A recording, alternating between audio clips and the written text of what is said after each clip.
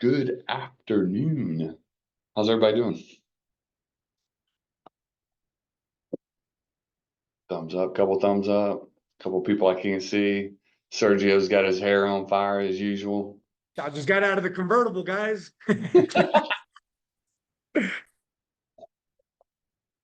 Oh man. All right, cool.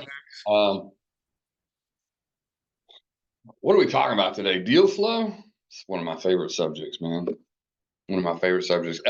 Miss Ellen, did you go through whatever you need to go through? I will have to finish it right now, Sir Sean, before you start. Would that be okay? Oh yeah, of course. So hello again, everyone. This is take 2. So happy Thursday. So I have some few announcements this afternoon for all of you. Okay, hold on. I think my is not sharing. Okay.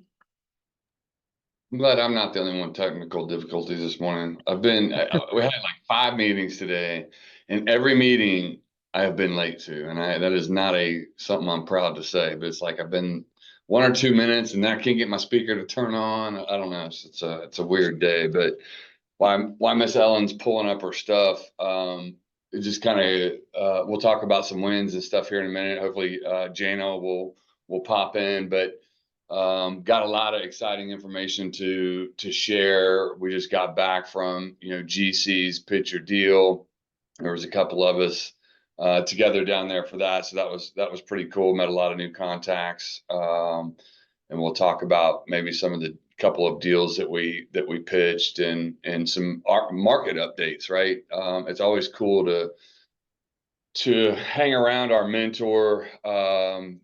And because the market's always shifting, and it's like we get updates, every couple of days from him, and it's always cool to be in person with him to kind of get his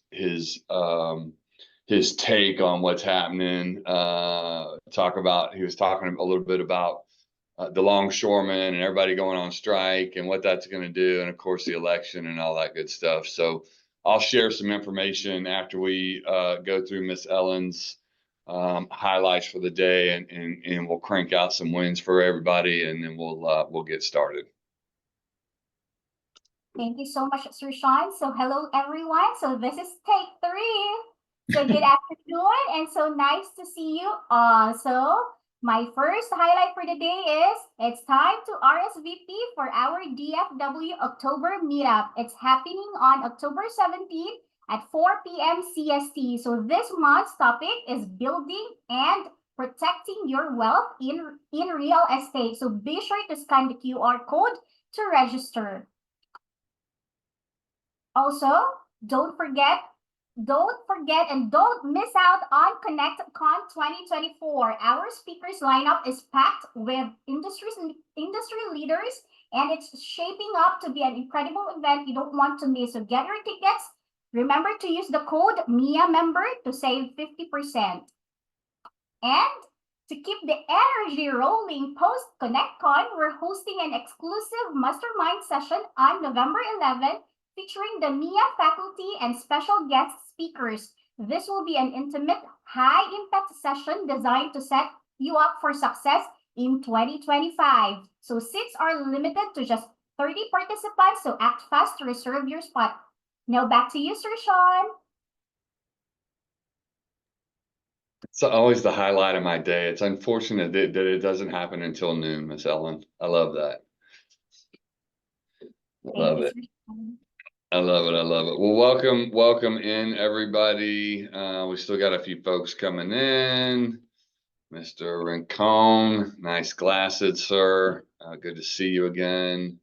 Who we got in the house? Let's see. Rich, Serge, John, Dr. Norman, Sharon, Johnny. There you are. Jake, Amit, Chris. Welcome, Chris.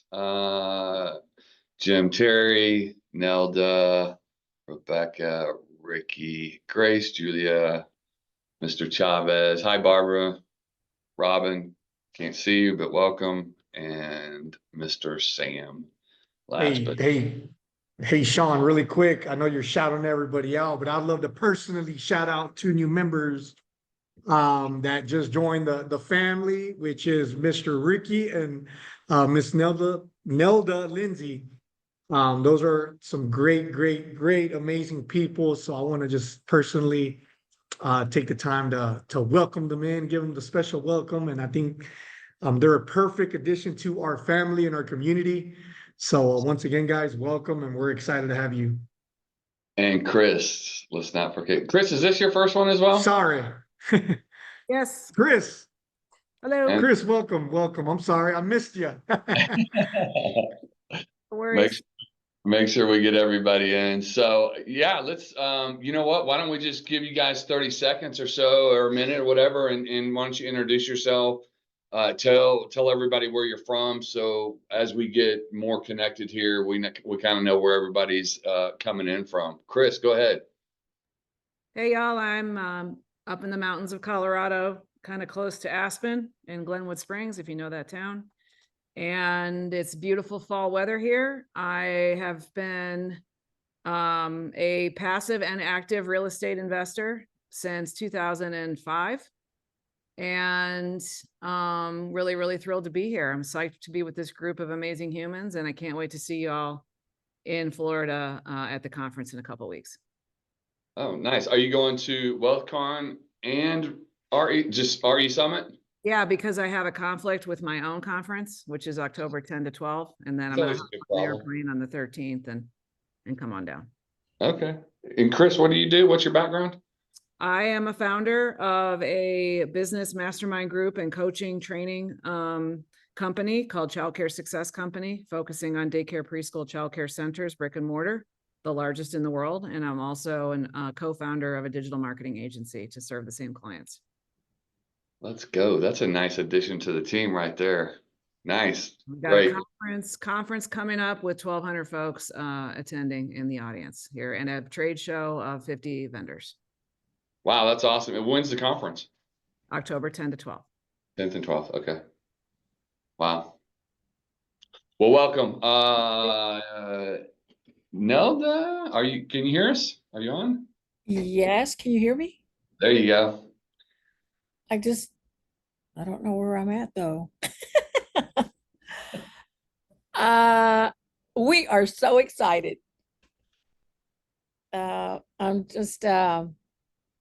We are grateful and thankful to be a part of this group. It's something I've been praying about, for us to find the perfect group to be a part of in multifamily investing. So I found Sergi, as I call him, on Instagram. And I thought, who is this guy? I got to start following him. So I went to his page, and then I saw that he was friends with my dear friend, Jana Uselton. And I know Jana through a staging conference that I went to that she had there in Dallas. And I was looking to, I had become a certified stager, but I wanted to learn more. And that's how I met Jana. And then I saw that she was friends with Sergio, and I thought, holy cow, who are these people?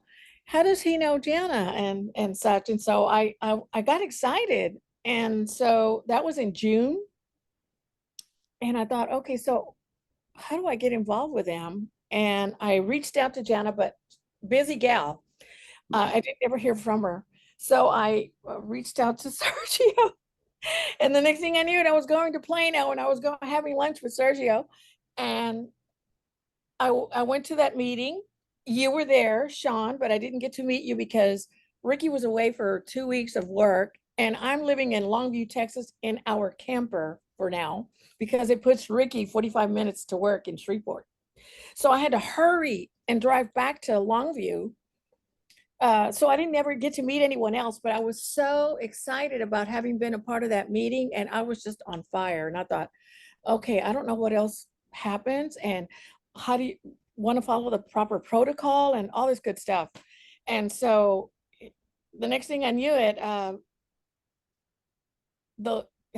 tell you, he's been a beacon of a light, Sergio has. And then the next thing I knew it, I walked into the room, and there was Jana.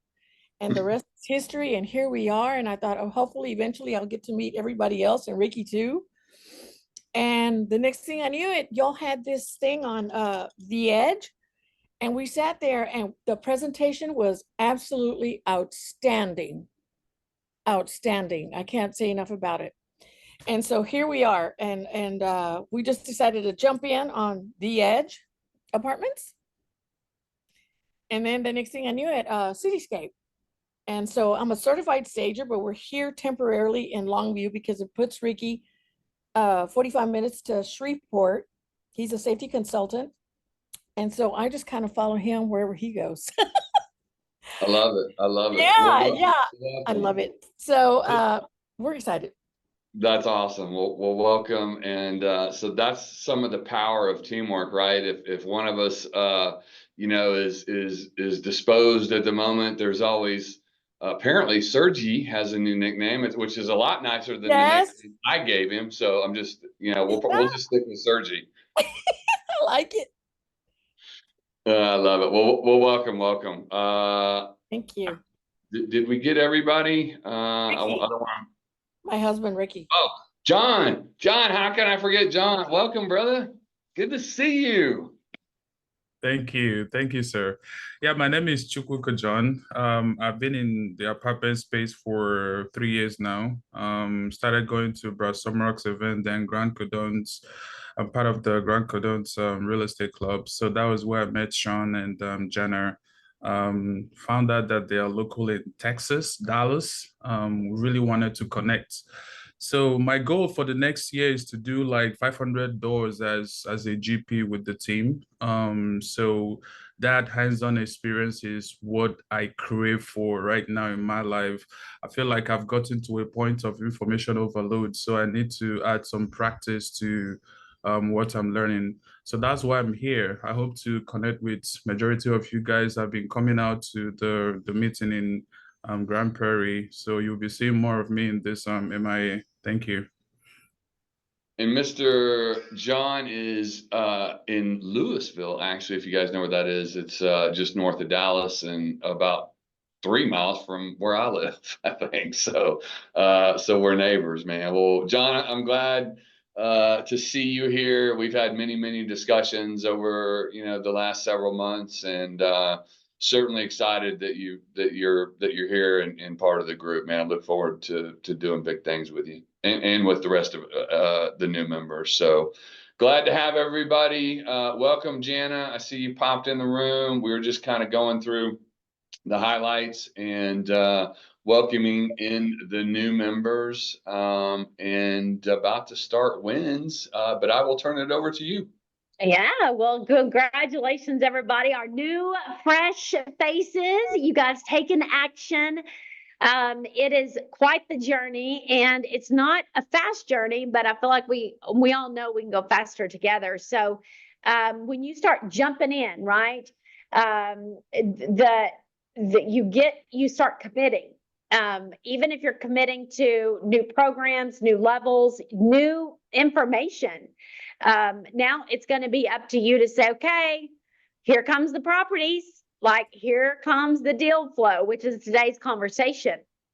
And if you're not in deal flow, then the way you get in deal flow is to start the flow, and that's start to look for properties. How many of you guys, with a show of hand, wave at us all, like if you've been looking for properties currently, you've looked for a property this week. Let's just be real. Last 7 days, you've looked at a property. You've looked for a property. Okay, there we go. So that's how you get into flow, is you create your own flow first, and you get your feet wet, and you start putting this information into action. Then all of a sudden, when you start making contact can equal contracts. And so we start contacting brokers. We start building relationships with brokers.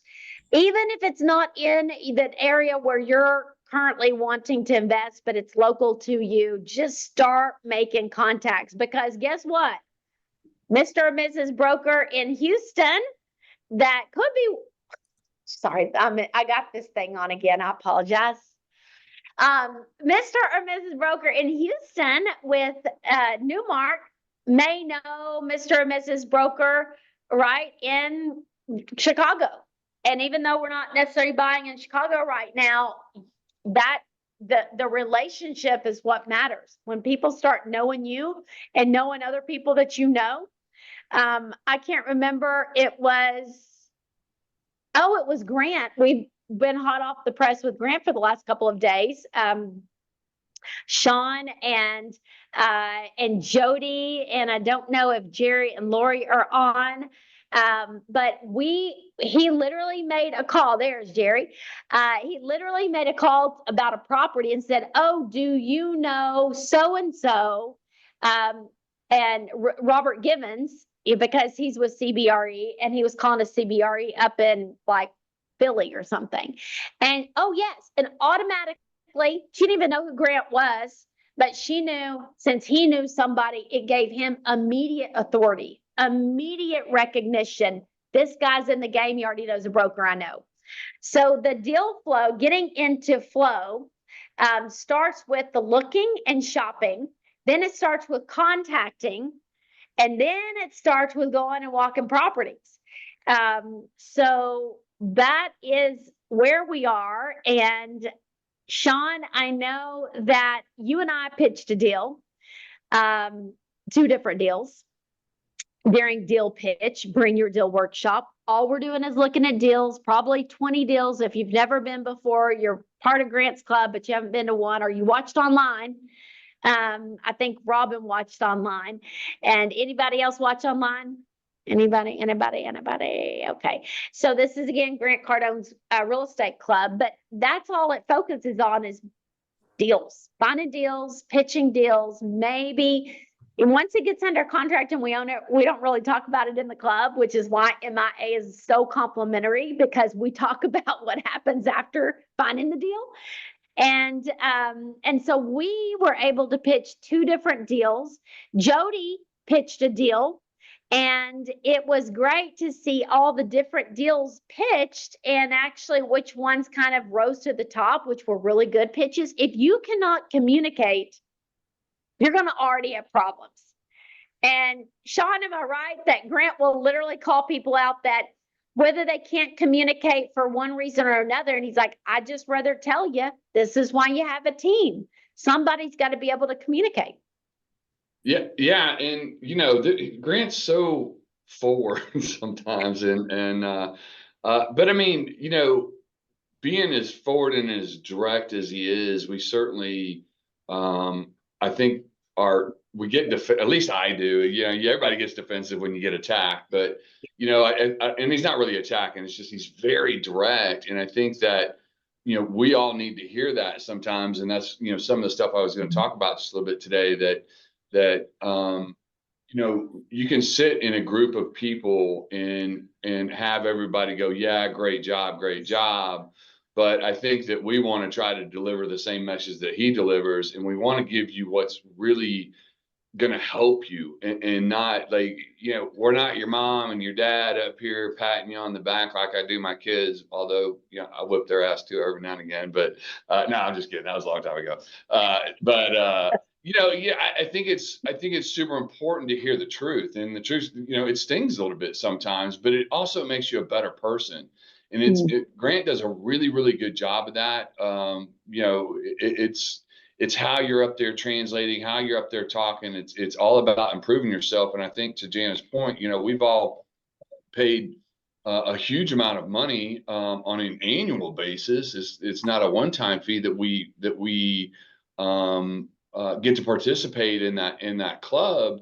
And I think it's super important that we bring that message and that information back to you guys, so that you don't have to go out and pay for that. And I think that's part of the value of being in this club. So, you know, yeah, you know, we pitched a couple deals over the last couple of days. Actually, did we pitch 3? Jody, did Jody pitch one? Yeah. Jody pitched one. Yeah. Yes. And so, of course, you know, Jana took first. She always gives the best presentation up there on stage, and I think took first the first day. And then I think I was third the third day out of that group of people. So it's interesting to hear, because it's just, there's different styles. You start learning the communication on how you're pitching deals.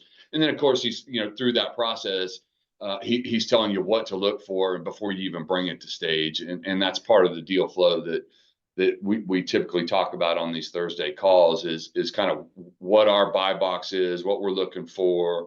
And of course, all of that shifts and changes along with the market and what's happening out in the real world and interest rates and things like that we have to pay attention to on a daily basis, right? So, he was talking about the shutdown of the longshoremen, the ports all closing down, and how that's going to affect, how it might affect what's happening in the market. Real estate is always kind of the steady Eddie asset. It doesn't have the hills and valleys that the stock market obviously does, but it's interesting, and I can share some more of that later. But sorry, Jen, I was kind of went off on a tangent there, but it's super interesting to be up on stage with him and have the criticism, but the true criticism, right? So that you know how to improve yourself. Absolutely. And the deal is always what people are going to focus on. They're not going to necessarily focus on you as the presenter or you as the person, but that is going to be very, very quickly recognized. Can this person communicate? A broker is going to spot that. We know there's not a lot of females in this industry. It's typically the guys working with the guys. They look a certain way, they're a certain age, they talk about certain things, and it's kind of that good old boys club. So now me as a woman breaking in, right? Anybody that's breaking in that does not fit that mold, let's just be real. And we know we're going to possibly have to work a little harder or team with someone that now they see us as a team and we're stronger together. So the people that cannot communicate well on stage, and everybody has a fear, we know it starts out that way, that's going to be something that we have to work through. Now, your deal could be so amazing. Again, people see beyond it, but let's think about, as we find deals and find deal flow, we have to be able to communicate. We at least have to get the key things. I'm going to share a screen with you guys and literally let you know a little bit of like deal flow. So when we found this property, right, first off, I'm like, yes, we closed a deal. We closed a deal. Now here's our next property. So we identify that we have success. Any of your investors, as you guys go through deal flow and finding deals, your brokers need to know that you, AKA we, have had success. One of the amazing benefits of joining MIA is our success is your success.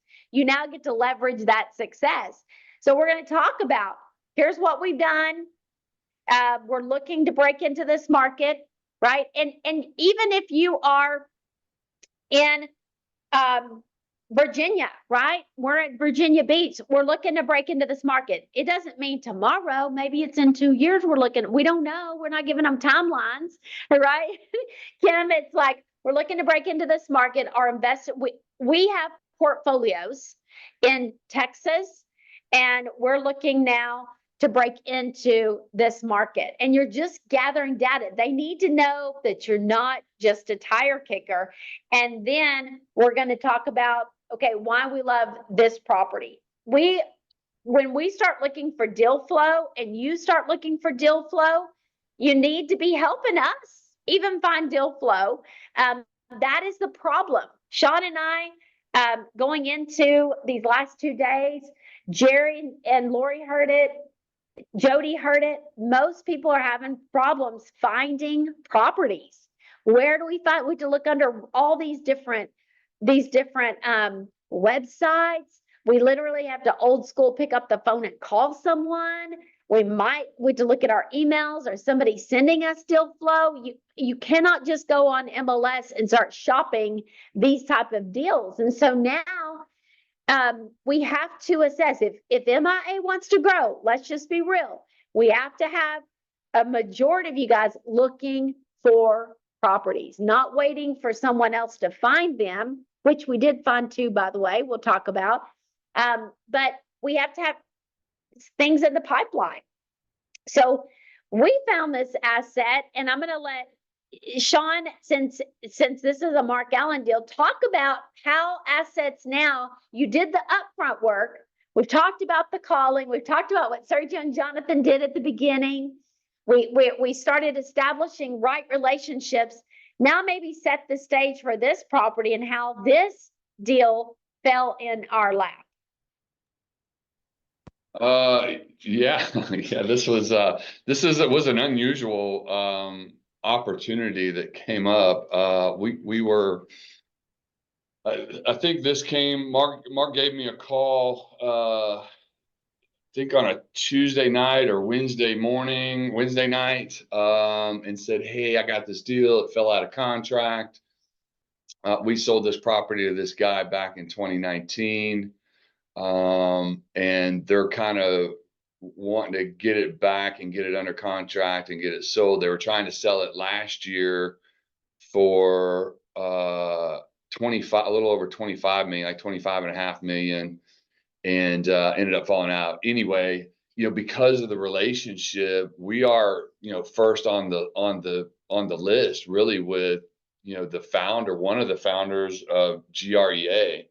And these are the type of deals that we're going to be called on from time to time. And when the phone call came in, he said, hey, when can you get out there? And of course, I was flying out Monday and had a pretty short week. They actually had a GREA annual forum on Friday of last week. So 3 days after he called me on this thing and said, hey, see what you can do. Went out, toured the property Wednesday. That evening, we ended up submitting an LOI on Thursday. Couple back and forth. The seller was very responsive, which kind of tells you what it tells you. He's either up against a timeline, or he's probably got he wants to move a little quicker so that he has some confidence in the buyer. When negotiations tend to drag out, just as a reference, and there's some lack of responses really from either side, but when things drag out a little bit longer and time of the essence is not implemented, it tends to create doubt in the seller's mind. So it's just really something to pay attention to. When you guys get a call, it's absolutely imperative that you respond. And it could be a non-responsive response, right? It could be hey man, let me get back to you. I don't know when I can make it out there. I don't know when I can tour it, but give me a minute. I'll get back to you, instead of just not saying anything at all. Because what he's going to do, what the broker's going to do, is just move to the next guy on the list.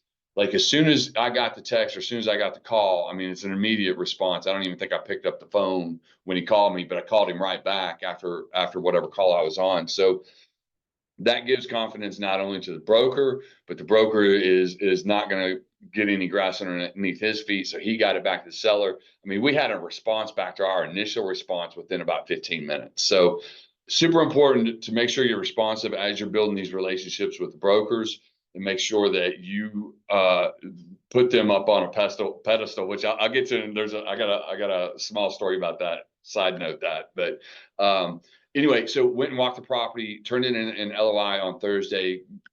15-20 minutes went by. We went through some negotiations, and then I said, hey man, let me sit on it overnight before I get back to you. And because we were a couple $100,000 off from a final negotiation. So went to the Friday rolls around, went to the GREA event. Well, guess who was there? The seller. So the seller, the guy's name's Brian. His wife's name is Meredith, and my wife and I, Cassie and I, happened to be at the event. And Mark texted me. He was sitting across the row from me. He texted me. He said, "Hey man, I think the seller's going to show up. Do you want an intro?" I was like, "Hell yeah, I want an intro. Like, I want to talk to this guy. I want to know who he is. How he acts. Blah blah blah." So we went and met we got through the kind of the event, and then they had a lunch and a golf thing, driving range thing after. So we were all hanging out eating. So we went up and met him. And so it was a little bit interesting, because I felt like he was a little more standoffish. His wife was super awesome, super engaging. Brian was too, but it was kind of more of, I don't know where you're coming from. Yeah, kind of like, not sure what's going to take place here. And so as the conversations got a little further into it, I was like, you know, we kind of finally got around to started talking about the property after all the small talk was done. And so we were going back and forth a little bit, and I was like, so what's the deal, man? Y'all ready to make a deal or what? Like I just put it out there.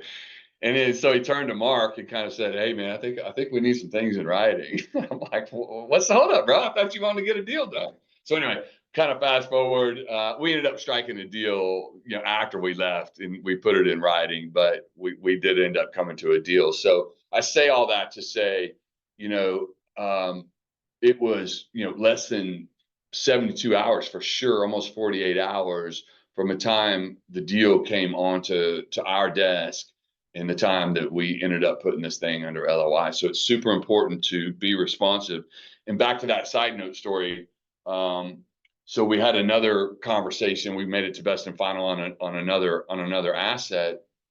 And so we were doing an interview, and you know, the guy was like, okay, who are the brokers you've worked with, and blah, blah, blah, because they hadn't closed a deal with us. Well, we gave him Mark's name, you know, Mark Allen, the broker on this one. And so they called Mark, and Mark, of course, you know, hey, I've closed 4 deals with these guys. They, you know, whatever challenge they faced, and kind of pumped us up a little bit. Well, so I get a text because Mark's calling me and texting me throughout the day, but I'm in this conference.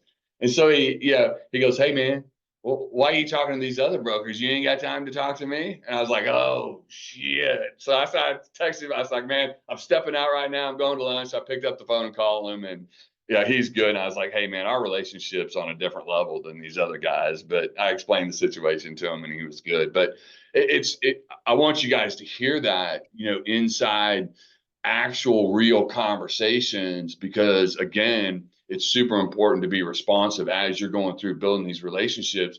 I'm telling you, you know, had I waited 24 to 40 hours, maybe not with Mark, he probably still would have given us a shot at this, but they're going to move on to the next guy. And, you know, we could have lost out. This thing here is probably going to produce, you know, 8+ cash on cash, 2.4x. It's a sweet deal, 96% occupied. Like, I'm not going to pitch it to you guys, but it is an awesome deal, very light value add. Again, 96% occupied. We could have lost this deal because maybe we drug our feet too long, didn't get back with Mark or whatever. So super important as you're building relationships to make sure that time is of the essence in any conversations that you have while you're deal hunting. Yeah, so amazing. And, you know, just again, Sean, you guys, Cottonwood Park here, super steady Eddie deal. And that's what you're looking for. When you're looking for deal flow, you have to be working multiple, you meaning somebody in us, have to be working multiple relationships at a time. If this is your commitment and you are like, I want to help find deals. Well, guess what? We're talking to brokers weekly. We may be walking properties. If we're in the hunt, then we're walking properties, and we're walking a lot of properties for the most part, you know, to find a few, but we're already keyed in to exactly what we're looking for. So we knew 175 units, check. We knew Dallas Fort Worth market, check. We were like, okay, 128K a door, check. Built in 19, this is not my presentation. I pulled it up from another. So I'm not crazy enough to send stuff out of alignment, but we're 1982 product, check. We are 95%, really 97.1% occupied, already stabilized, check. And our average rents, we got $150 rent bump, check. NOI looks good and solid. And Sean, the best part, the seller in an email said, oh, you guys don't even have to go through due diligence. You're not going to find anything. That is gold. That's like opportunity for us to find something and go, look, we got the offer at this price. You said we didn't find anything. Guess what? We found something. What are we going to do about it? So we feel like we're going into this. Again, LOI has been accepted. And you guys know the process, right? You find a deal. It checks your boxes, you walk the deal, you talk with the broker, okay, talk with the team. This is the trust of Sean and I, because typically we're running point for now. you guys were training y'all up to run point on stuff, trying to model things for you. But I said, Sean, I trust you. I asked the questions that I asked Jody or asked Jake. I'm like, do you love it? Did you love the area? You know, what did you see? What did you feel? Like, we know the numbers. Now it's how do we feel? Do we like the property? Because we have to like the property. There has to be something there. And boxes were checked. I went and drove it Saturday, and here we were pitching it Tuesday to Grant, and it won deal of the day. Because the numbers don't lie. They literally, okay, here's what we're going to do. So this LOI written up, accepted, they have the opportunity to assume a loan here. And so that was kind of enticing. And I also want to show you guys this, if y'all can still see my email. This is how deal flow works. Talk about deals. Look at my inbox on how many let's just type in the word Cottonwood. Sean, this is going to be hilarious. How many emails have already started coming? And this thing is only in LOI accepted. Da-da, da-da, da-da, da-da. This is what in however many days. So Clark, Mark Allen, Sean, our attorney's already involved. This is how stuff flows. And I just wanted to at least put it out there to you guys. Like, this is how we go real deal in MIA.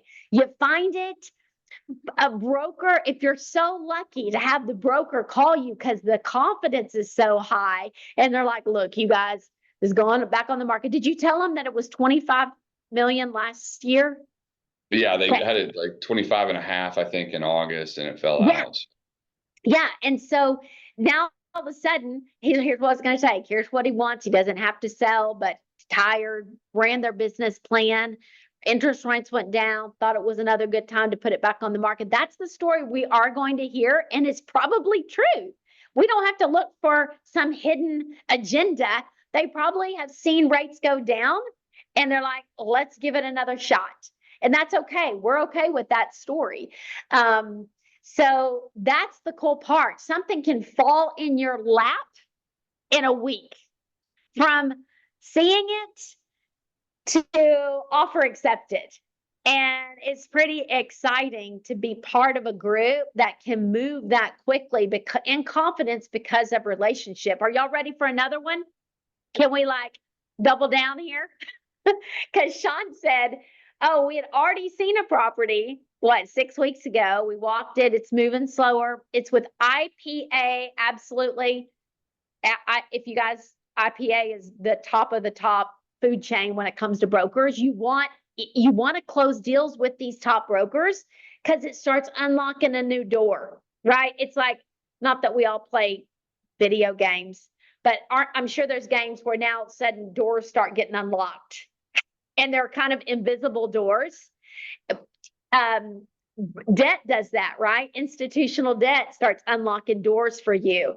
Well, brokers start unlocking doors, and we're like, we love the deal. It's a steady Eddie, 80s product, 164 doors, or 68, Sean. Sorry, number fatigue.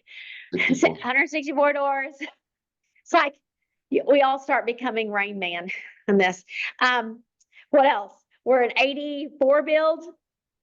Yeah, 84. 84 bit. I mean, it was like a sister property. It was in Arlington, probably 5-10 minutes down the street. Yeah, 2.5 miles. Same like size, same like build, same stabilization. It's like, wait a minute, can these not be sister properties and be a 2-pack if we get both of these under contract? And now we're 2 for 1. We're not doing 2 raises at a time. We're doing 1 raise and potential 2-pack. So not that we're 100% on that, and not that we were best and final and 3 interviews and did our interview with them. And that's where Sean picked up the, calling up Mark, because brokers talk to each other. And so you kind of felt like, oh gosh, we just got caught cheating on somebody. So, oh shoot, but it all worked out. We have more side of the story that Jerry and Jody and Lori got to hear on the way to the airport last night. But how fun is this game that you can literally not have to do a deal at a time? Our very first LP investment was a 2-pack investment. There were 2 properties, different sellers, and they're different closings, but they're blended returns. So now we have one raise. You know, you literally get almost like a 2-for-1 as an LP coming in. And so again, to be worked out. We don't know that we're going to get our IPA deal, but I guarantee you, William from IPA, we made a massive impression on him. So if it's not this deal, we're in deal lineup mode, you know, for other properties. And so I can't stop smiling because this is the game we're in, and you guys are here with us. Maybe you're not all running point with us and you're not first in because the emails have already started, and now you're like, oh my gosh, you know, when we say hundreds of emails, you guys can see this is the game. We can do this full time. You may not can yet, and maybe you're learning on the come up, and eventually you do get into this, and you're like, okay, we want to be a Sean or Jana, and our goal is to train you guys up that you can be replacements. We can start stepping back. And you can start, you know, we defaulted into these positions. We didn't build this and know exactly what we were building. So here we are today, you know, and now looking at deal 11 in 2 years. It's pretty phenomenal. And when we get in rooms with Grant, sitting on the front row, they literally saved us seats on the front row. Right, Sean? Yeah. We came in the first day and they're like, you're right up here. We're like, we didn't have to pay y'all, slip you a tip to get us, save us a seat. Like, the people pay attention. Grant pays attention. When we can sit with our little amazing investors and Jody and Jerry and Lori and you guys, as y'all come and we get into real estate summit together, we get a ConnectCon together, and now all of a sudden we're starting to invite or be around potential investors, people that want to get in the game. They just don't have a team or tribe yet. We are all inspiration to them. We give them permission to succeed because our bragging is there. They can do it. We can do it. I mean, we're not bragging. We're just, we got to tell, we got to share. It's what we love to do to help encourage other people to get in the game. Sean? Well, and I'll just say, look, we had a guy come up to us, has been in the business for 27 years. And said, you know, hey, what you guys are doing is phenomenal. I got to tell you, I'm a little bit jealous. And I'm not, you know, to Jana's point, it's not to brag about, but it's to say that we're doing something special that nobody else is doing out there. And to have somebody come up that's such a vet in the industry and say, I don't know how you guys are doing it, how you've structured it, what you guys are doing, but I mean, it's obviously making an impression on everybody. And I would love to know. And of course, you know, that's top secret information, but no, I'm just kidding. I mean, but we shared some stuff with him, but I mean, it's kind of cool to understand and see how much of the hard work is starting to pay off, and really more so for the guys and the ladies in this group to come up and starting to be a GP and into a lead spot is the most rewarding thing about this whole deal. It's awesome to have, you know, somebody come up to you and say, hey, you know, you guys are doing an awesome job. But, you know, the big thing for me, and we were talking about this quite extensively, is that you guys have heard me say, you know, as much as we've done, we still need help. Sean Ricehouse still needs help. Jana still needs help. Mm-hmm. And we get that help from our mentors. And the reward is to be able to hand that down and pay that off to somebody else who needs help. And I think that's some of the greatest satisfaction, is to see people, you know, who not necessarily struggling. Maybe you're not struggling. Maybe you're just looking for an alternative. Maybe you're looking to buy your time back. Maybe you're looking to create generational wealth, whatever. But if we can help one person do that, that's a massive success. I felt that struggle before I did what I did and before I quit my job. You know, you guys all know my story of you know, 4 kids and a wife and traveling and getting home once a month. It sucked. And so if I can help somebody else, you know, better their position Or maybe it's not even a better position. Maybe it's just something they're doing for their kids and setting it up for when they're gone. But I'm telling you, the reward with that is absolutely it's better than taking down any asset any day of the week. So it's super cool, I think, and I think that there's just a lot to be said about a community like this. All the way down to the investor impact day. Yeah. Just those things like that when you're turning around and taking this group of people, or Cityscape or Edge or Casa or Sawyer's, and we're going out there and we're impacting the actual community. And now we're not just impacting these people in this group, we're impacting residents at every single property. So yeah, I got off on a deterrent there, or a tangent there, but I think it's just it's awesome to be able to have that feeling of being able to turn around and help the next generation. Well, and don't feel FOMO. Don't feel like, well, I can't be there. I don't have the time. Maybe you are in the job still, like Sean said, and you don't have time to commit to deal flow and building your investors. The fact that we're in the room, we're representing you guys. We are taking you guys with us. Every time, Jody shows up, he's MIA. He's like, we are here. And if you're Nelda, if you're just getting started and you have all this history in a different industry, when you're Ricky, when you're Sam, when you guys are coming together and you feel like, okay, I'm a little late to the party. No, the party never ends. It never ends. So never feel like I'm lacking, I'm a failure, I'm a slow learner, I don't know stuff. It took me a year to start getting this down till at least felt like I could keep up with the information. And we give grace. As long as somebody knows it, as long as somebody's there to ask questions. Yeah, that's right. The party is not a Diddy party. That's the truth. Thank you, Jake, for bringing the laughs. Yeah, But Jody, Sergio, fake news Diddy party. oh, that was you. That was you, Jody. Sorry, Jake.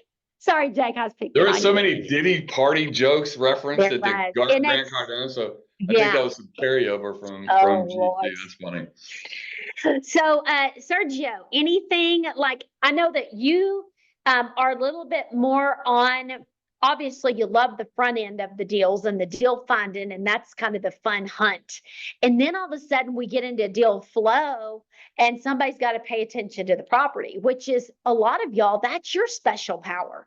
You're like, I just need a few people finding deals. And I've asked you guys way before, who loves to hunt, who love to shop, who's our deal finders. And we can't do everything, but as long as some of us are doing something, paying attention to the asset. How important is it to pick the right deals, Sergio? I mean, it's very important, and just it goes back to really, I mean, a lot of things. I got ADHD, so a lot of things are kind of flowing through my head right now on how important it is, all the meetings we've been through, the importance of having a solid team. But guys, I mean, it really comes down to being able to pick the right deal, that knowing the type of demographic that you're dealing with, that eventually leads into the team that you're going to have to help take over. And one of my favorite things about picking the right deal and taking over is just really being in the mix of transitioning and, this deal into something very, very special, coming in, getting the right people into the complex. And just speaking about the deal, right? Because today's just speaking about the deal. What my favorite thing about what you guys just brought up is that the apartment complex that Sean and Janet were just talking about, I literally grew up right across the street from that complex. Like, I grew up in that neighborhood right across the street. When Sean said Dickey Road, I'm on Dickey Road. I'm like, hold up, the pool that's right next door, the park that's in the back, like, I used to walk into that park and feed the ducks bread. I know you're not supposed to be feeding them bread, but I mean, I understand how great of a location that asset is.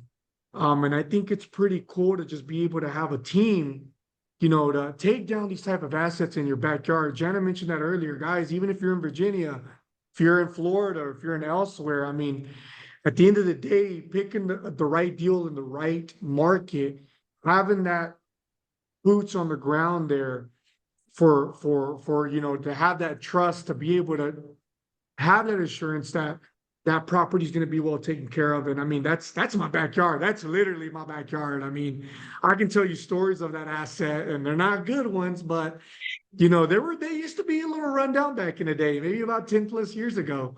But I've been watching it grow since then, and it's a phenomenal property. But it's just amazing. I mean, I say this every Thursday. It's just amazing being able to come together and to take these down. And it's a blessing to be a part of this amazing community, to where we're all in the Dallas-Fort Worth area. Most of the leads are here. And it's just phenomenal how we have the operations to be able to have and pick these deals apart, the leverage and the opportunities that we have from these brokers, just to say, hey, Sean, Jana, I got this. It fell through. Do you want it? You know, that just goes long ways, because I'm telling you, it's not easy to find these great opportunities, and it's not easy to be able to have a broker call you from one day to another. I know Jana, Sean, and all the whole team can close on these deals. Hey, let's call them up. So picking the right deal is obviously, you know, an opportunity, a great opportunity that we have, but to be able to have these brokers in the back of our pockets like that, for them to call us like that, that's a whole nother level. And these opportunities don't come around that often in these great markets, in a great deal itself. So, I mean, extremely blessed. And it's just like Sean said, who's ready for the next one? I mean, let's go. So you think super about cool. and you think about every deal. And I know that Jody, you saw this. You and I were shaking our heads on an asset as we saw deal pitches, because this is deal flow. And if you spend your time on the wrong deal, in the wrong area, like trying to take it to contract, it's the wrong, like all of a sudden you're off on the wrong foot. And you're buying it from an owner that's taking care of it, that has gotten it stabilized. It's an incredible asset that you'll be proud to put in the portfolio.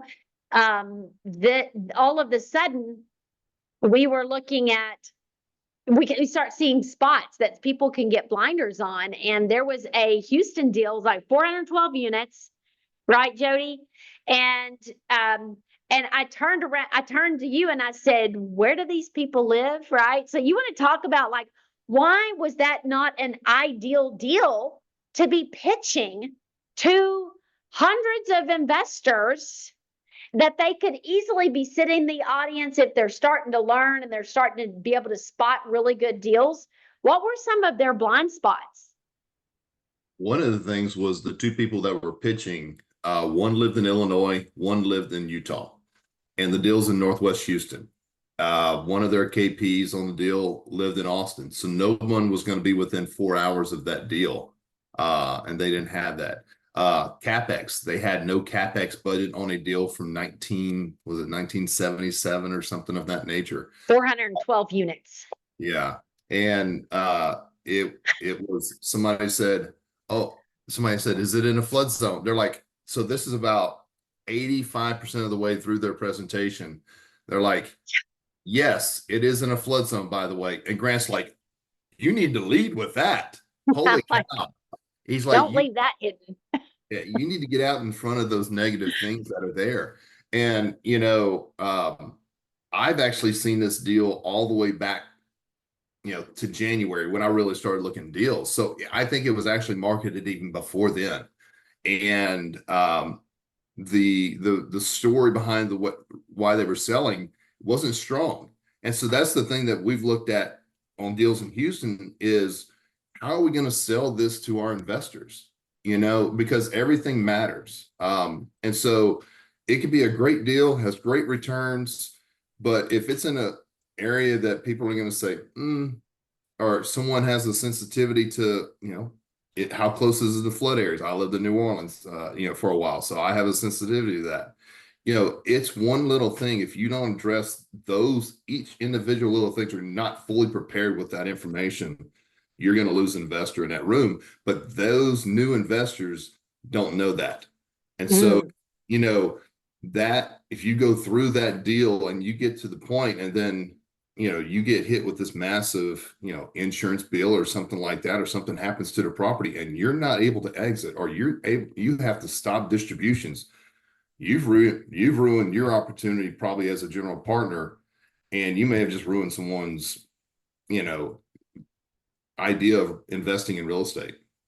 That's right. That's right. Because it's just how keen can we be on picking the right deals? If we're going to go into an Edge or a Sawyer's Mill, and we know we have these headwinds and these hurdles of occupancy, we're ready for it. We're getting with the business plan, and the price impact affects that and includes it. So it doesn't mean we only do this type of deals, only Class A, only this, that, the other. You just have to know timing of the market.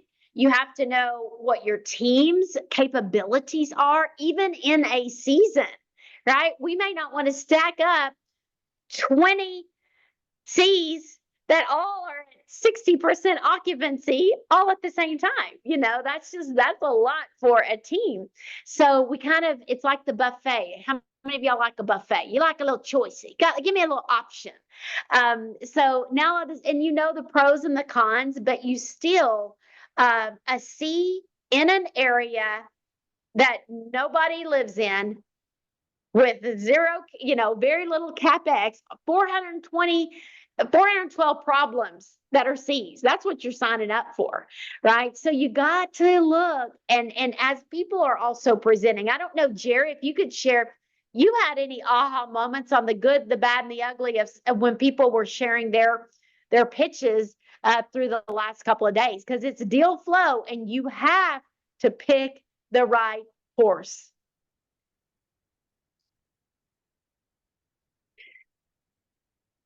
Yeah, you definitely do. And, can you hear me?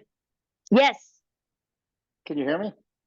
Okay. Yes. So, you have to also know your audience and what your audience wants, right? So your investors, that I learned, is that number one, you need to know what your investors want. So are they looking for Class A? Are they looking for Class B, Class C? And you need to know who you're pitching to. That was very interesting to me. Also, Grant says, well, he says lots of things, and he's Grant, right? But anyway, Grant, he wants you to know your market inside out, be able to answer every single question. Know the deal. There were several times up there that people didn't know the answers to his questions, or pitching somebody else's deal without having all the knowledge. So those were some of the key points that I've got out of it. And that was pretty important. Also, you don't want your pitches going too long. You don't want to lose the people. You can start a pitch and then all of a sudden take them down a spaghetti trail, so to speak, and you lose them. So when you're pitching these things, make it nice, clean, easy for people to understand. Because I think, I think all of us, Jody, Sean, Jana, and the rest of the group, got confused on a lot of the pitches. I mean, not on a lot of them, but I should say a few of them where there was not much clarity. And I think that was one of my big takeaways. Make sure that you make it easy for people to understand your pitch and the deal, and understand what they want.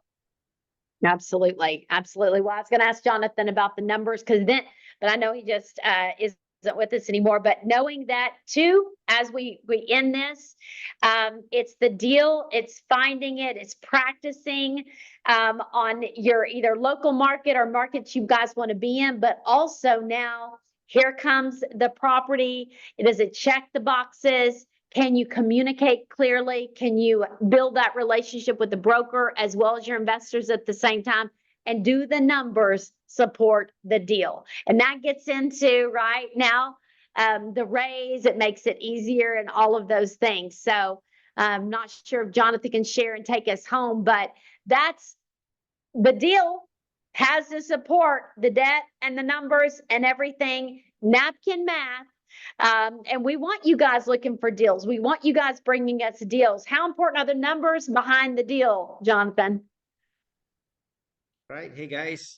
Yeah, absolutely. Probably you hear many times that the first is the hardest, right? So that's why it's important to be extremely conservative, right? Because, I hear Jody, Jerry, Sergio, you guys mentioned really important points about, the investors, right? So investors are always first, right? So I see, and it's not for comparing ourselves with other groups, right? But it's just what is out there because we have been involved in different partnerships, right? But we see some other groups that they prioritize the acquisition fees and everything, right? So the other day, and this is just between us guys, but we're involved in a partnership where the investors didn't get paid any money for already 2.5 years, right? And then we look at the financials and the T12 and everything, right? So there's an asset management that is actually being paid, right? So there is already kind of bringing a red flag. Okay, so why is there the asset management and we're not involved in asset management in that one, right? So how is the asset management is getting paid and the investor is not getting paid, right? So things like that are happening in some other groups, and this is what is out there, right? So because even we're in some other mentorship programs too, right? But yeah, so investor first mentality is key in order to succeed in this, right? Because reputation, the world is small in this, everybody knows each other, right? So and then that first deal, we need to make sure that we can close because that's going to be dictated how the things are going to move forward, right? That's why if you think about it, as soon as we close Casas and Luis with this amazing group, it was the first one that we closed together. The rest ones were coming just one after another one, right? Just because we're able to perform and the team started scaling after that, right? So yeah, those are keys. I mean, I just want to bring back and investor first mentality is the most important thing right now because people are looking, right, and comparing and talking. So Love it. Well, and I'll say final thoughts here, and I'm putting a few notes here because it's about the property. It's about how it's performing. It's also about knowing the replacement cost of the asset. It's about knowing the build, going where bodies flow. Like when even today, deals will be brought to us from the group. Properties will be brought, and we're like, well, we might could do that deal in Dallas because we have the support, but we can't necessarily do it there yet. So sometimes it's a there yet. It's a not now that we can take that on. Does that make sense? Can't take it on now because we're missing a component to be able to do it. So that might be extra team, vendors, whatever it is. So just know that's the beautiful part of real estate. It's always moving. It's always fluid. Your moment in time is not going to be the time where we are in a year. Oh Lord, okay, let's listen to a call. Those Hello? are the one. Sean, hey, Suffers. Hey man, what's happening? Nothing much. You got a quick second? I do. I get you a speaker with Big Mike here. What's going on, man? Big Mike, what's up? How y'all doing? How did the pitch go yesterday? Shit, they loved it. What are you talking about? So yeah, I mean, we had quite a few questions on it. Grant liked it. We came in second or third, I think. Of course, he's he got his big pretty Class A. I think he's got something called the Edge going on in like Fort Lauderdale, and he always pitches his shit. So you're always going to fall right behind that one. Sure, that's how it goes, right? It's his house. Yeah, he needs to give us a shot one of these days and just not pitch his own stuff, man. I'm like, come on, bro. What's the deal? So no, it went good though. It went good. Section 8 now, or is it just like give the shit or being red tennis? What's that? Did people care when you pitched it about the Section 8 units? No, we talked about that a little bit, and it's almost, some people think of it as, I mean, like there's pros and cons, but you know, the overall reaction is, hey, man, it's almost guaranteed. It's like guaranteed money. Oh, absolutely. And they don't want to mess up because they don't want to get off that program. Yeah, exactly. And that's how we end up pitching it. Like if there's ever any questions, typically there's not, you know, in that environment, it's more about the returns and the numbers and the, you know, the occupancy. When you have those KPIs that are hitting, like nobody really gives a crap about that kind of stuff. But if they do come up, that's typically how we're pitching it anyway. And so they're like, yeah, for sure. And to your point, you know, they're kind of, you know, they're like just what you said. Those tenants don't want to screw up because, you know, typically sometimes that's a last chance for them. Yeah. So anyway, I grew up in that space, so I'm very familiar with it. And you know, it's not like LIHTC. I did some LIHTC deals too. Section 42. That shit's kind of scary on some of them, but I don't know. Really, it's a lot. I mean, I feel like most of those people are just in a hand. You know. All right, we won't keep you. I just wanted to touch base with you. I just got off the phone with the CFO last night. yeah. And he's like, all right. He goes, look, you got green light to go back to Sean and company. And he's like, here's what we're asking of them. And he's like, if they can hit it, the deal's theirs. So they want 19.2. They want 200 on earnest money. And they, for an extension, they're like, we give them an extension, but it needs to be 50 grand. And they want to operate with no access agreement, just go straight to a PSA. Because I think you guys said you could turn one in like 2 weeks. And they will provide a PSA. If you can do that, you don't have to decide right now. But Okay. So he's like, if they can do that, the deal's theirs. So let me ask you a couple questions. You know, it seems, let me think about how to phrase this before I ask the questions, but with the EMD, I don't have a problem with the EMD. What is, I guess, let me just ask you direct now, what 200 grand? What's the deal? I mean, that seems kind of, It's just 1%, but that's pretty typical. I feel like that's market for everything we work on. It's 1%, 1%. yeah, sorry, I meant on the purchase price. What do you mean? Didn't you say they want 19.2? Yeah, I don't, look, there are sellers and they're asking. Look, shooting you guys straight, you were neck and neck with the other buyer. They just came in. I think you guys show better, and quite honestly, you underwrote the deal better as far as just like the CapEx and reserves. So I think it's giving them a little hesitation. The other buyer, though, is a group. Their OP is someone we've closed with direct and personally has like $50 million. So like there's some comfort there on the fact that he can backstop anything if they fail to fundraise. Mm-hmm. And again, we have done business with him. But West Mountain was just like, look, I don't like their answers on their business plan they're writing. They resubmitted earlier today and they came up on price.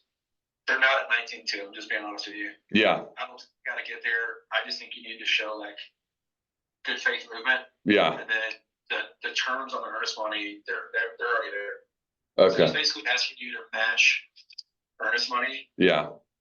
extension, and then basically beat them on price. I think if you got to 19.1, you'd be fine. Just speaking candidly. So, Say that, but yeah, no. And look, I appreciate it. And we had a conversation, you know, with William the other, yesterday, right before we were jumping on the plane. And there's a massive amount of, opportunity for both of us into the future with where we've been and our network and things like that. And so I think we're super, super grateful, number one, that you guys thought about us, and number two, that you put us into best and final, because I think there's just a massive amount of opportunity with I hate to say it, but I'll drop his name anyway with GC. So, and I don't want to, I just think there's huge opportunity. Hold on just a second. Yes. Yeah. Oh, I'm on a call. The key's in the truck. Okay, I'll be back. Okay, sorry, my wife needs my truck, man. Yeah, I'll run that by her in a little bit, but so, we definitely want to get a deal done, just because I think there's a serious runway, you know, that we haven't even got on yet. But, okay, 200, and what was the deal with the extension? 50. So you guys were, was it like 25 or 15 for a 30 days? Oh, yeah, that's fine. I don't have, it's still 30 days though, right? What's that? It's still 30 days though, right? 30-day extension for 50 days. Okay, And it's expanding from a while, that's what they're looking for, if you need to take it out further. okay, And then, yeah, their official ask is 19.2. I'm Sean, if you get to 19.1, I'm 98% certain we got to do it. what if I get to 19,050? We got a deal? I don't know. I'm just messing with you, man. It's all good. Let me circle back with the team. I'll certainly get them targeted up right now. It won't take very long, but sure. Another question. I know you guys have other deals under contract right now. Yeah. Is that going to affect your? I mean, you had $8 million in the fund.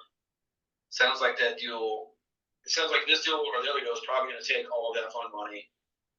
Are you comfortable? And do you have the bandwidth or capacity to manage both escrows and get them to the finish line? Yeah. That came up on the call with the CFO. Yeah, of course. And we chatted a little bit yesterday with William kind of through what our plan would look like. And you may not know, but we just finished out it wasn't a 2-pack. It was basically a double raise at the same time. So we closed 128 units in San Antonio, Class B asset. And then we closed 4 weeks later, we closed, you know, a Class A asset in downtown Fort Worth. So, you know, our confidence is there. I think what makes this an even better opportunity is that, you know, these things are a few miles apart from each other. They're exact same class. They're almost exactly the same occupation. So it's just, I think moving forward would be a beautiful sell or pitch to our investors to get into a 2-pack, right? And so we'll just run them at the same time. And you know, we ended up raising, you know, 15-ish for the last 2 deals. So yeah, it's not a problem. We already got half of it in the bank. So there's not going to be a problem at all. Okay. Good to hear. Hopefully that helps. No, it does. That's a good answer. I'll relay back. And I'm just going to throw in, you may already know this, but we have not closed a deal that we put under contract, and we have not retraded any deal that we put under contract. So it was a powerful statement to make yesterday, and you guys have been active, which I think, you know, right now it's like, hey, everyone who was active in the previous cycle, that's great. It's like, what did we close in this new cycle? You know, like we're at the beginning of it. So I thought that resonated. cool. Well, So, yeah, it was good. It was a good talk. Well, good. So if we come back and kind of finalize this thing, is there anything that I need to know, the team needs to know right now before we go to contract? You know, is there anything at all we need to know? No, I mean, there's no bodies buried at this place. They've done a really good job keeping it clean. I mean, we ran through this whole process, you know, a year and a half ago. The market just wasn't there, and rates sucked. So like, when we sold it the first time, there was no problems back in 2018. And it's just a clean little deal in a good submarket. And these guys are, and at the end of their hold, I think they've had it for 6 years now, and their projected hold is going to be 5 years. Yeah. So.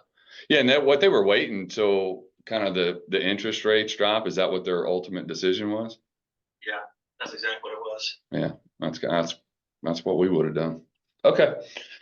All right, cool. Well, look, hey, thank you very much. I appreciate it. Once again, we appreciate the opportunity, and we'll circle back here and give you guys a call back here and just shortly.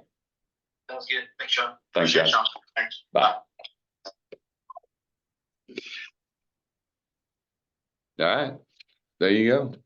For those of There you we that go. stay on, that is absolute gold. That's gold. That's negotiations 101 of at least being in the fight, you know. So for the for the rest of you guys on just a little bit of what happened in the meantime between now and, you know, the us putting in an offer. We got selected. This again is IPA Westmount. I was getting some Houston deals confused, but we then you have to send your best and final. Then they pick top 3, top 5, whatever. Then some of these top brokers will interview you. So Sean and I had to sit through a buyer's interview at Grant's office, and we did not think I was a 4 out of 10. I was so like, oh my gosh. But did you hear what he said, Sean? He liked y'all's story. He liked your business plan. You guys stood out. We stood out against 2 people stood out against like companies that were going for this deal, and one of them they've closed with before. That's super. You guys got to understand, man. If you're in 95% of teams out there that have not closed a deal with a brokerage firm and are competing against 2 other people that have closed with them, for us to be able to be propelled into that situation and for them to have the confidence in us is like, there's a lot of groups out there we just knocked out of the race, and not, that's not a pat on the back. That is an absolute, hey, we are out there closing deals. Our track record speaks for itself, and it is now given us, man, what the door that we just opened with IPA is at the top of the top of the top. Yeah. That's the deals Grant Cardone's buying from that brokerage firm. He toured with this guy's boss a couple months ago here in Dallas. So it's a huge milestone for MIA and this group and you guys, and it's a big win on that phone call and what just happened today. So congratulations to the team. Well, this is what we're thinking. So everybody's tracking with us, you know, instead of going out like and buying the A pluses and the A's that we could do that, the smaller deals, but let's get 2 solid B steady Eddies and they're both in phenomenal shape. I don't care what Sergio said. This property looked good. And I was like, okay, these 2 assets can run as sister properties instead of doing 2 different raises. Let's pack them together. They're a 2 for 1. And then we're raising for 300. People can get in as an LP on 339 doors and have a blended return. Sean, your return and my return is probably upwards of an 8+% return on an assets that are both already stabilized. They're already working. They have history of, they didn't pump them and dump them. They have historicals on staying at that 90+%. And they're both in the 95s. Like, okay, it unlocks the door to IPA for future deals. Like, it was a no-brainer. We just now have to raise $20 million. Who's ready? Yeah, it's all good. Like, that's not, I mean, it sounds like a lot of money, but it can be done. Like, it will be done. Yeah. You know, it's just it's another stepping stone for this group, and I'm super, you know, I'm trying to let it resonate. I'm a little bit calm right now, but I've got to understand the situation, but it's a super great milestone for this group. Congratulations. And I was prepared. You know, we were definitely the new kids on the block. We were like, we don't belong at this table yet. We don't belong even getting an interview. And I thought he was about to say, well, good shot. We'll get the next one. Yeah, because of the other deal, I thought Mark was gonna, like, you know. Oh my God. And he Put us out knows of we room. thought it blew the deal for him to know that we were in contract or LOI except on the other one. So Sean and I we had to circle another conversation with him on the way to the airport and help him feel better. Like, and we told him, this is our plan to 2-pack. There'll be 2 separate closes. So we had to talk to our legal team now. How does this work? How's this going to structure? We'd run 2 different group GPs on them so you guys could learn. Some of you guys will be ready. Don't think you're ready too early. We get to say you're ready. We kind of get to pick And just know you're in season, you're in training. So there may be a couple of people that step up. After you've run on 2 group GP teams, we do believe that is the best practice for you. Don't think you can skip to the good stuff on working with us in the marinating process of learning this and really being a great partner. Our GPs will be at least at $1 million+ raise each as goals and better be targets. And then, our group GPs will be raising too. So we could literally be under contract by ConnectCon in 2 deals and a 2-pack, if that works. So that was phenomenal that he just called and we all got to listen. Who's nervous? Who's ready? Who thinks Let's we're go. crazy? Everybody better be raising their hands. Let's go. Y'all on the Let's team. go. Let's go. Let's Commitment. go. We got to be committed. I'm telling you. What is And this the is, go ahead. what is the 200 by 200K that he just mentioned? The EMD. Yeah, the earnest money down. So typically we do a 1%, but not my concern, I think why they're asking that is because of the situation that we just talked about. They know we have another deal. They're about 99.5% sure, but they want that extra, 100K or whatever it is just to, some of the things it's interesting. I had a conversation with a broker the other day. In fact, it might've been William. And so what the market right now, 2 years ago, the market was, you got to go 1 or 2% hard day one. That's it. No questions asked, do you want this deal or not? Now the market shifted, it's more of a buyer's market. We were doing 1% hard day 3. Now we're kind of in a 0.5 point day 3, not really hard. And then another 0.5 point after due diligence. And so the bottom of that, that graph has now curved, and I believe it's on the way up. And what that means is that market is no longer, hey, we're not really, if you want this deal, we got 3 other people, at 19 million. They're all putting hard money up. We're the only ones, the way I took it, was not putting hard money up. We broke it up because that's what we've gotten away with on our last 4 or 5 deals. So I think it's more of, hey, we need you to come forward. We want to make sure you got the money in the bank. And really, at this kind of deal, $19 million purchase price, if you can't come up with another $100,000 or $200,000, you either don't have the money or you don't want the deal, and you're playing. And what that's going to do is leave a bad taste in their mouth, going, yeah, no, we want to stick with the original, like 200 grand. It's 200,000 at 19 million. It's nothing. So that's my take on what just happened. So I think that that's a no-brainer for me. Now the 19.2 price, I think that's kind of bullshit. Sean, here's what I think what happened. No, here's what I think is going on. To your point, it's zero money whenever you're talking about millions. I think they want to go back to that the number 2 spot and say, oh, well, they offered a little more. And it gives them the out. So because they've already worked with a relationship, hey, they paid a little bit more. They came to the table with a little bit more. They want to award us this deal.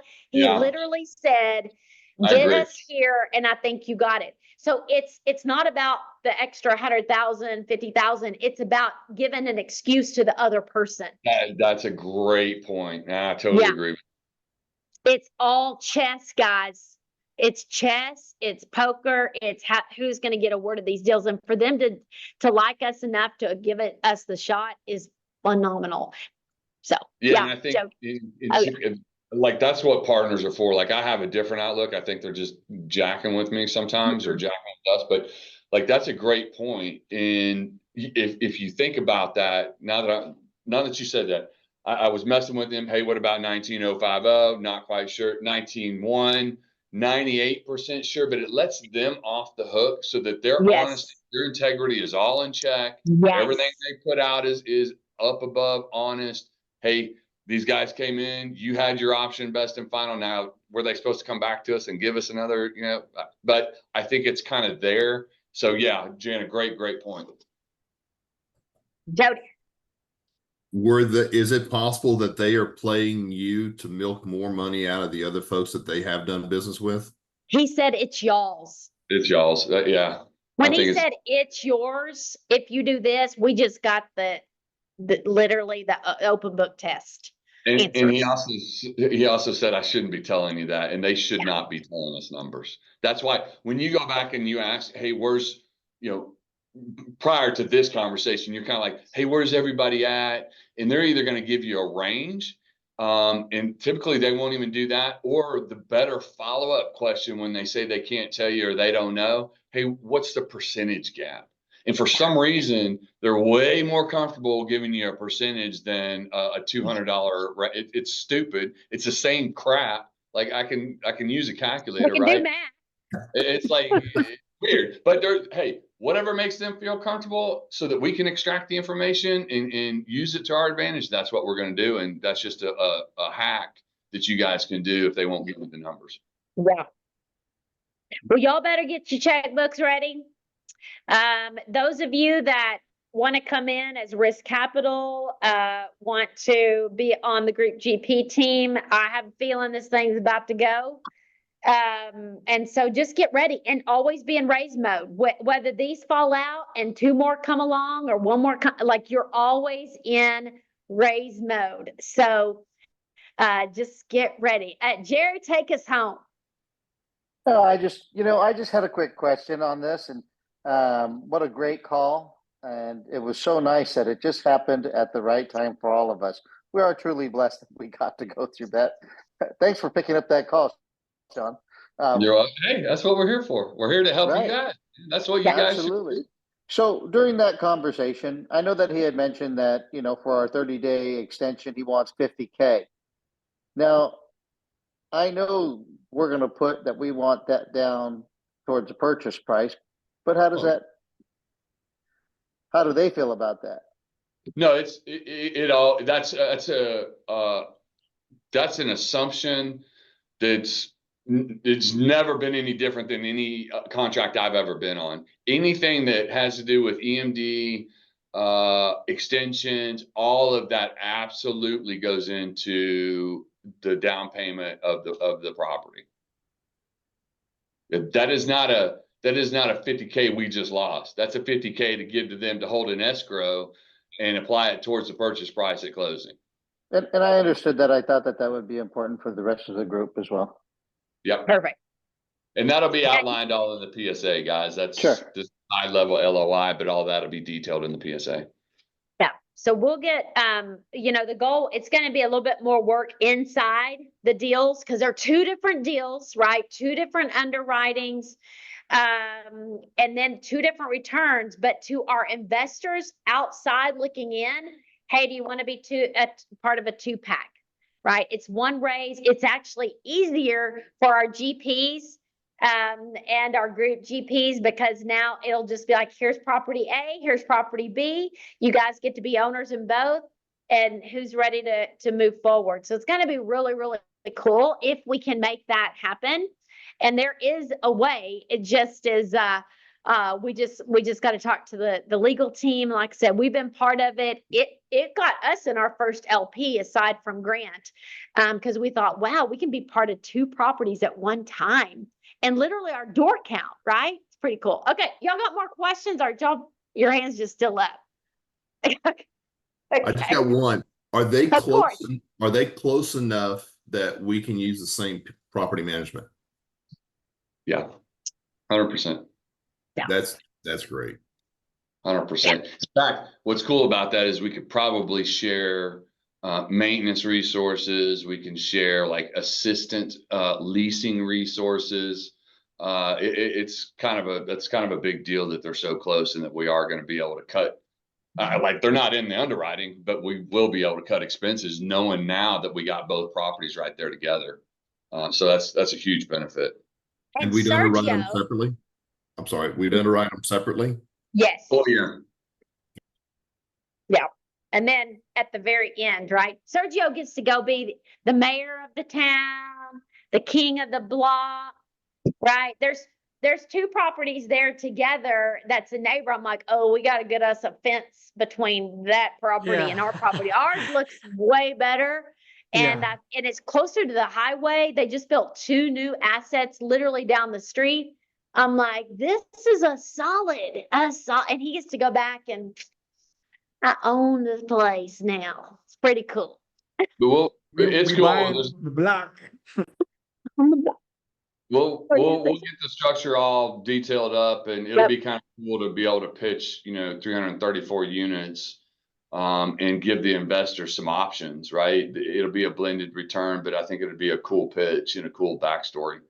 Yeah. So that's exciting. I love it. Well, you Cool. guys have a blessed day. Get your checkbooks ready, get your investors lined up, and let's go do some more deals. And hey, Bye, guys. get your ConnectCon tickets. Absolutely. ConnectCon, bring everybody. All those investors, they got to get there. So you guys fill the room. Cannot wait. We'll see y'all soon. Bye, guys.